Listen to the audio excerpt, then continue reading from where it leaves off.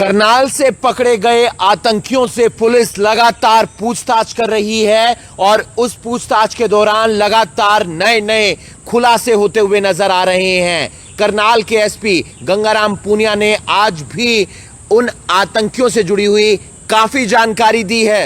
इसमें एक गांव मेहमदपुर साहा अम्बालावासी नितिन शर्मा को आरोपी के तौर पे नामजद किया गया है। आरोपी के जो है गिरफ्तारी के बारे में प्रयास किए जा रहे हैं। हमारी टीम को उसके जो बारे में जहां पर वो छिपा हुआ है उसके बारे में महत्वपूर्ण लीड हासिल हो रखी है। क्या आतंकियों के पास हवाला का पैसा आता था?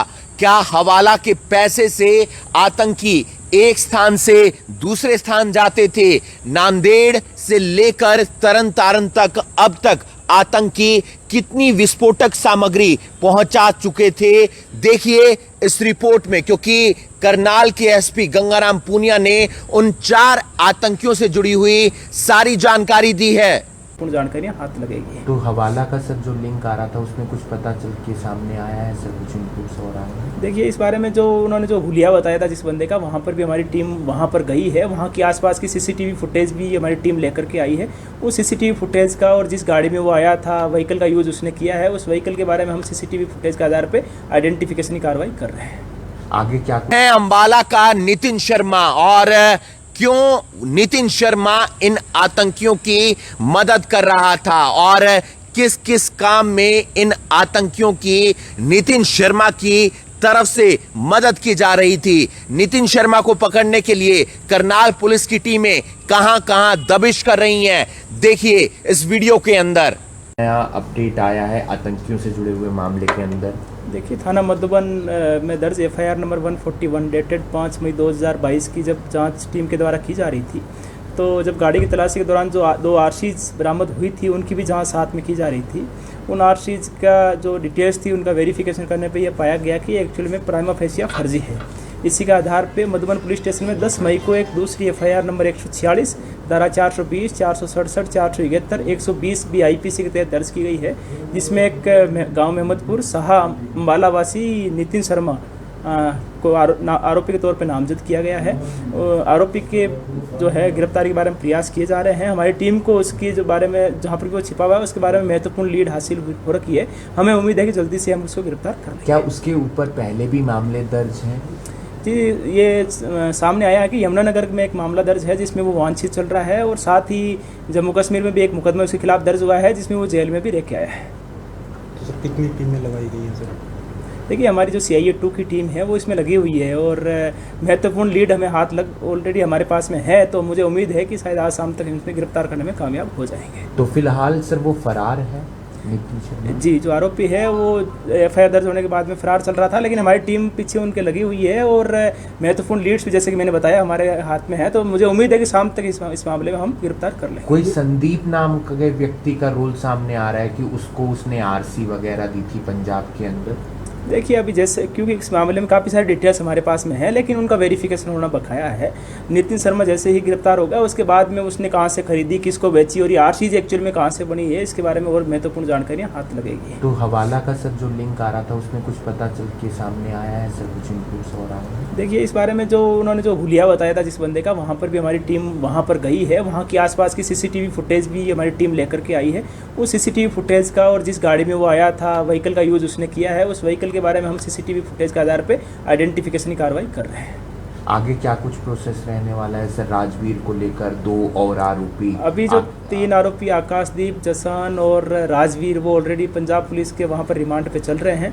हमारी टीम उनके साथ संपर्क बढ़ाए हुए है। जैसे ही पुलिस रिमांड वहाँ पर खत्म होगा हम इधर से प्रोडक्शन वारंट के लिए एप्लीकेशन दायर करेंगे। सर, रिमांड एक्सटेंड होने की संभावना है सर? जी, क्योंकि अभी हमारी जो कल टीम है उसके साथ में हम कल एक बार मीटिंग करेंगे ताकि किन आरोपियों का रिमांड आगे बढ़वाया जाना है, माननीय अदालत में एप्लीकेशन देनी है और किस ग्राउंड्स पे देनी है, क्योंकि अभी नांदेड़ जो हैदराबाद रोड जहाँ पर इन्होंने बताया है कि वहाँ पर पहले कंसाइनमेंट रख करके आए थे, उस जगह की भी निशानदेही करवाई जानी बकाया है। Thank you. उन 4 आतंकियों के पास से 2 फर्जी आरसी बरामद की गई थी, साथ ही साथ नंबर प्लेट्स भी बरामद हुई थी, और वो फर्जी आरसी नितिन शर्मा नाम के एक व्यक्ति ने बनवाई थी जो अंबाला का रहने वाला है। और उस व्यक्ति को पकड़ने के लिए करनाल पुलिस ने अंबाला से लेकर यमुनानगर और जम्मू के अंदर दबिश दी और उस व्यक्ति को पकड़ने का प्रयास किया जा रहा है और पुलिस को जल्द ही सफलता हासिल हो जाएगी। इसके अलावा खुलासा यह भी हुआ है कि इन आतंकियों के पास हवाला का पैसा आता था।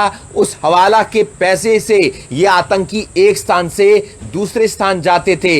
इसके अलावा हैदराबाद और नांदेड़ रोड पर इन आतंकियों ने जो अपनी एक विस्फोटक सामग्री की डिलीवरी दी थी, उसमें 2 आईडीज थी, साथ ही साथ ग्रेनेड भी थे और पिस्तौल भी थी। इसके अलावा तरन तारण में भी इन आतंकियों ने विस्फोटक सामग्री की डिलीवरी दी थी और अब ये तेलंगाना के आदिलाबाद में उन विस्फोटक सामग्री की डिलीवरी देने के लिए जा रहे थे।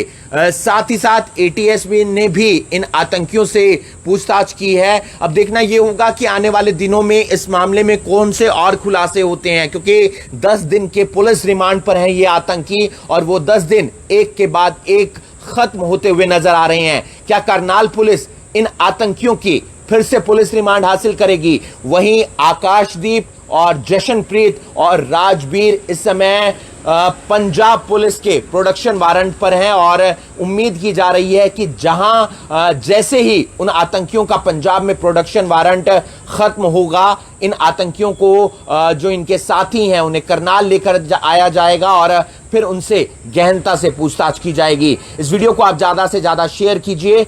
एक बड़ी बात और जो सामने निकल कर आई है वो ये है कि जब रिंदा इनके पास विस्फोटक सामग्री भेजता था तो साथ में ड्रग्स भी भेजता था और अब तक 14 पैकेट ड्रग्स के आ चुके थे, जिसमें जिनकी कीमत मार्केट के अंदर तकरीबन 14 से 15 लाख रुपए है। यानी कि एक पैकेट की कीमत 1 लाख रुपए थी और उससे जो पैसा आता था वो इन आतंकी गतिविधियों में इस्तेमाल करते थे। इस वीडियो को आप ज्यादा से ज्यादा शेयर कीजिए और बाकी तमाम खबरों के लिए आप जुड़े रहिए करनाल ब्रेकिंग न्यूज के साथ। नमस्कार। रेट आया है आतंकियों से जुड़े हुए मामले के अंदर। देखिए, थाना मधुबन में दर्ज एफआईआर नंबर 141 डेटेड 5 मई 2022 की जब जांच टीम के द्वारा की जा रही थी, तो जब गाड़ी की तलाशी के दौरान जो 2 आरसीज बरामद हुई थी उनकी भी जांच साथ में की जा रही थी। उन आरसीज का जो डिटेल्स थी उनका वेरिफिकेशन करने पे यह पाया गया कि एक्चुअल में प्राइमा फेसिया फर्जी है। इसी के आधार पे मधुबन पुलिस स्टेशन में 10 मई को एक दूसरी एफआईआर नंबर 146 धारा 420, 467, 471, 120 BIPC के तहत दर्ज की गई है, जिसमें एक गांव महमदपुर साहा अम्बाला वासी नितिन शर्मा को आरोपी के तौर पे नामजद किया गया है। आरोपी के जो है गिरफ्तारी के बारे में प्रयास किए जा रहे हैं। हमारी टीम को उसके जो बारे में जहाँ पर वो छिपा हुआ है उसके बारे में महत्वपूर्ण लीड हासिल हो रखी है। हमें उम्मीद है कि जल्दी से हम उसको गिरफ्तार कर लेंगे। क्या उसके ऊपर पहले भी मामले दर्ज हैं? जी, ये सामने आया है कि यमुनानगर में एक मामला दर्ज है जिसमें वो वांछित चल रहा है और साथ ही जम्मू कश्मीर में भी एक मुकदमा उसके खिलाफ दर्ज हुआ है जिसमें वो जेल में भी रह के आया है। तो सर कितनी टीमें लगाई गई हैं सर? देखिए, हमारी जो CIA 2 की टीम है वो इसमें लगी हुई है और महत्वपूर्ण लीड हमें हाथ लग ऑलरेडी हमारे पास में है, तो मुझे उम्मीद है कि शायद आज शाम तक इसमें गिरफ्तार करने में कामयाब हो जाएंगे। तो फिलहाल सर वो फरार है नितिन शर्मा? जी, जो आरोपी है वो एफआईआर दर्ज होने के बाद में फरार चल रहा था, लेकिन हमारी टीम पीछे उनके लगी हुई है और महत्वपूर्ण लीड्स भी जैसे कि मैंने बताया हमारे हाथ में है, तो मुझे उम्मीद है कि शाम तक इस मामले में हम गिरफ्तार कर लें। कोई संदीप नाम के व्यक्ति का रोल सामने आ रहा है कि उसको उसने आरसी वगैरह दी थी पंजाब के अंदर। देखिए, अभी जैसे क्योंकि इस मामले में काफ़ी सारी डिटेल्स हमारे पास में है, लेकिन उनका वेरिफिकेशन होना बकाया है। नितिन शर्मा जैसे ही गिरफ्तार होगा उसके बाद में उसने कहाँ से खरीदी, किसको बेची और ये आरसीज एक्चुअल में कहाँ से बनी है, इसके बारे में और महत्वपूर्ण जानकारियाँ हाथ लगेगी। तो हवाला का सर जो लिंक आ रहा था उसमें कुछ पता चल के सामने आया है सर? कुछ इनपुट्स हो रहा है? देखिए, इस बारे में जो उन्होंने जो हुलिया बताया था जिस बंदे का, वहाँ पर भी हमारी टीम वहाँ पर गई है। वहाँ की आसपास की CCTV फुटेज भी हमारी टीम लेकर के आई है। उस CCTV फुटेज का और जिस गाड़ी में वो आया था, व्हीकल का यूज़ उसने किया है, उस व्हीकल के बारे में हम CCTV फुटेज के आधार पे आइडेंटिफिकेशन की कार्रवाई कर रहे हैं।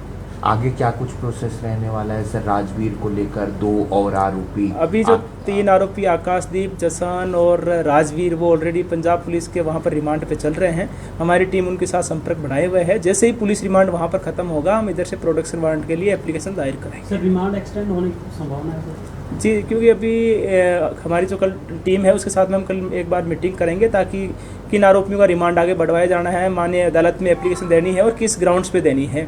क्योंकि अभी नांदेड़ जो हैदराबाद रोड जहाँ पर इन्होंने बताया है कि वहाँ पर पहले कंसाइनमेंट रख करके आए थे, उस जगह की भी निशानदेही करवाई जानी बकाया है। Thank you.